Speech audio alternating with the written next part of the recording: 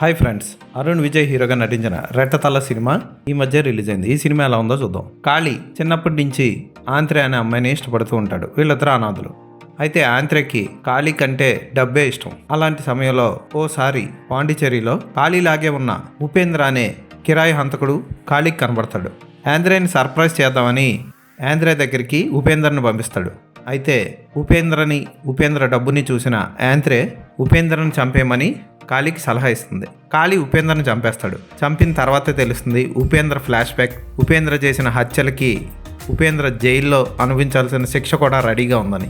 ఆ తర్వాత కాళీ తాను ఉపేంద్ర కాదని చెప్తే ఉపేంద్రను చంపినందుకు జైలు శిక్ష అనుభవించాల్సి వస్తుంది. ఉపేంద్రనే అని ఒప్పుకుంటే ఉపేంద్ర మీద పగబట్టిన వాళ్ళ పగను కూడా అనుభవించాల్సి ఉంటుంది.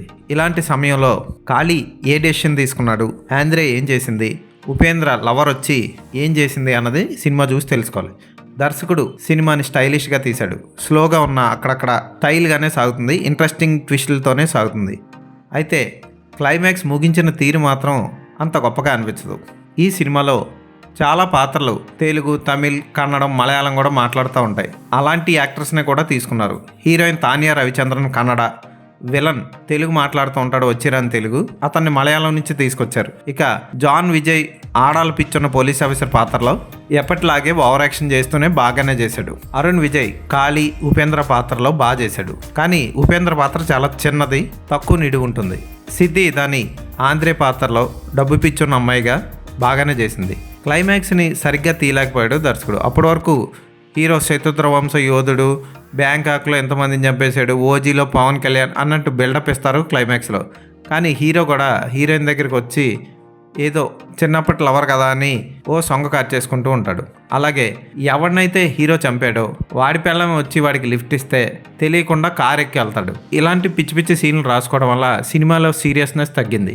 టైం పాస్కి స్టైలిష్గా సాగిన ఈ సినిమాని ఒకసారి చూడొచ్చు. తెలుగు డబ్బింగ్ రిలీజ్ అవ్వలేదు, త్వరలో ఓటీటీలో రిలీజ్ అవ్వచ్చు. అప్పటి వరకు వెయిట్ చేయండి. ఈ సినిమాకి నేను ఇచ్చే రేటింగ్ 3/5.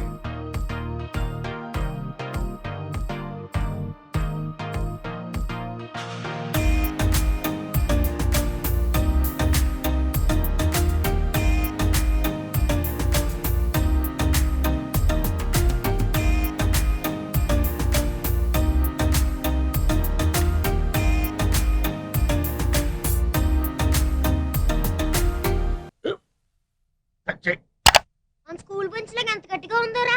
కొట్రా, కొట్టు, పర్లేదు, కొట్టు. పెట్టేసింది బాబాయ్. ఆ, ఏంటి నువ్వు కొడతావా? కమా బిట్ మీ యార్. వద్దు బాబాయ్. వాణ్ణి నేను కొట్టడం లేదమ్మా, వాణ్ణే నన్ను కొట్టమంటున్నాను. నువ్వేం కంగారు పడక్కర్లేదు. అడుగుతావేంటి?